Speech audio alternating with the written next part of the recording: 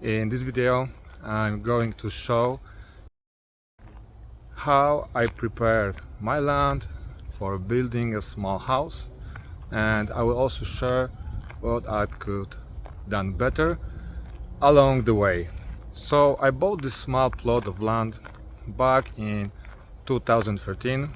I used it to come out here on weekends, but then life happened and I ended up leaving it untouched for a whole 8 years. When I finally came back, the grass was as tall as me, no joke. It was like 2 meters high. It took me about 3 days of fighting through all that with a brush cutter, but slowly it started to look like a proper plot again. To keep out trespassers, I hired a contractor to put up a fence around the place. I also know that the soil here gets super muddy after it rains, so I laid down a crushed stone driveway to keep things solid. And especially when concrete come or any kind of delivery of building supplies, then the heavy trucks will just drown in the soil. So let's rewind to September 2023.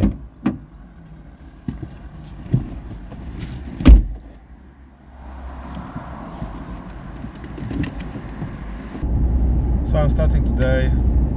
This is the first time when I have like more serious job to do. I will be trying to do the driveway so the heavy equipment can reach to my property. Right now it's quite cold, it's around 16 Celsius.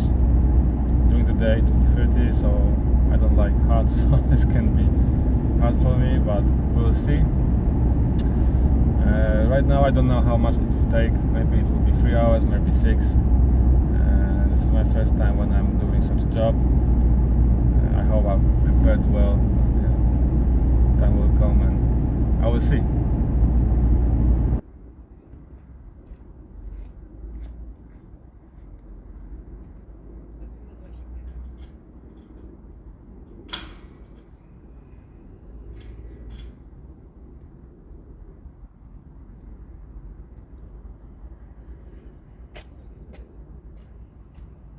I'd bought this Go textile stuff for driveways, roads and sidewalks.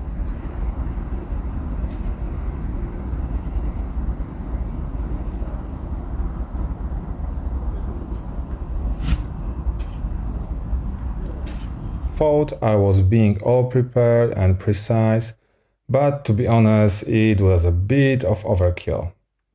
I even busted out the laser to get everything perfectly aligned, but that ended up being a total fail. I was trying way too hard to make everything perfect when it really didn't need to be. Then I decided it would just be easier to take down the gate first, especially since the excavator was coming later anyway. That's how the whole process got started. As you can see here, the fence is higher than the ground. That's because when I bought this plot 12 years ago, I was pretty young and clueless. I didn't really know what I was doing, and I ended up with the lowest point in the entire area. So when I was building the fence, I had the contractors level it with the neighbors' fences, which also made it easier to level out my entire plot. The idea was to spread the soil that got dug up and raise the ground level to match the neighbors. I tried marking out the exact size of my driveway, but I didn't realize it would end up being longer and wider than I planned. So all the measuring was pretty pointless at this point of time. I was double checking diagonals, lengths, widths, just obsessing over every detail. But honestly, it was a waste of time. First, like I mentioned, the driveway will be different from what I lay out. Second, all the heavy equipment driving back and forth during construction was going to mess it up anyway. Looking back, all that precision was unnecessary. But this is what happens when you are used to building wooden furniture where every millimeter counts. In that world, you notice every tiny mistake. But when it comes to heavy groundwork, turns out a centimeter here or there doesn't really matter. And sometimes even 10 or 20 centimeters isn't a big deal. Of course, I only realized that after the fact. Right now it looks fine, and in the end the driveway turned okay too, but in the middle of the build, right now it's a total mess. While waiting for the excavator, I brought over some pallets and stacked them behind the metal shed to make a little resting spot. The shed itself was too much of a mess to relax in, full of random stuff that I really need to clear out.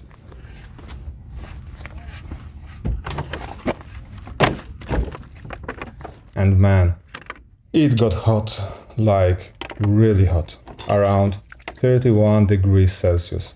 I'm not a fan of hot, and working in it, it's a torture for me. So it was a cycle of quick wash-ups, water breaks, and just trying to survive the day.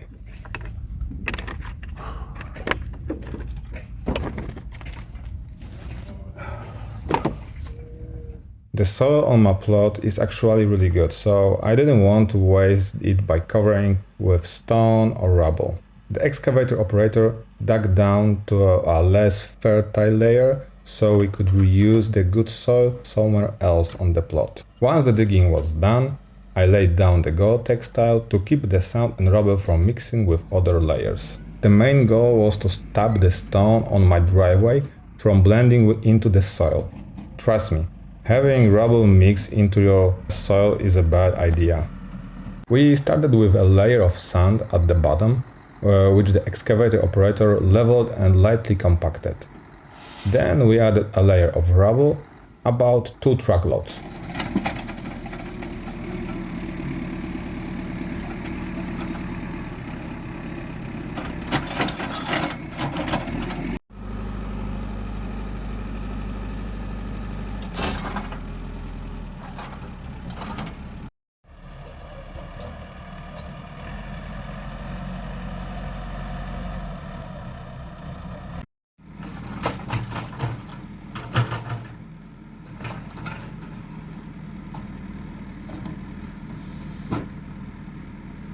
But at the end of the day, it looked alright. But of course, my perfectionism kicked in the next day. I decided to reinforce the site of the excavation with planks and wrap the Gore-Tex tile around them. It kinda made sense to prevent the rubble from mixing with the soil, but as you can see, the driveway was still below the level of the fence. Eventually, another truckload of gravel came in and leveled it out. However, during construction, the driveway ended up getting mixed with the soil and whatever else, so it looks completely different now. But you will see that soon. Oh, and this is my dog, Melon. He was with me the whole time while I was working on the plot. He is not a little puppy anymore, he was already over a year old by then. It was a great place for him to run around, so I always brought him along. Honestly, looking back, a lot of what I did was probably unnecessary. If I were to do it again, I wouldn't stress so much about precision and leveling. I wouldn't try to make everything perfect. The most important thing is that the driveway was reinforced and I used the Gore-Tex tile to keep the rubble from mixing with the soil. But everything else? Let's just call it a workout in the great outdoors.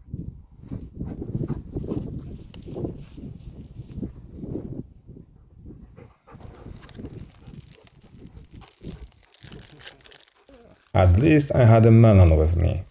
We got to hang out, I took some breaks, ate a cookie, drank some coffee, and that was that. I will show you more of how the construction is coming along soon.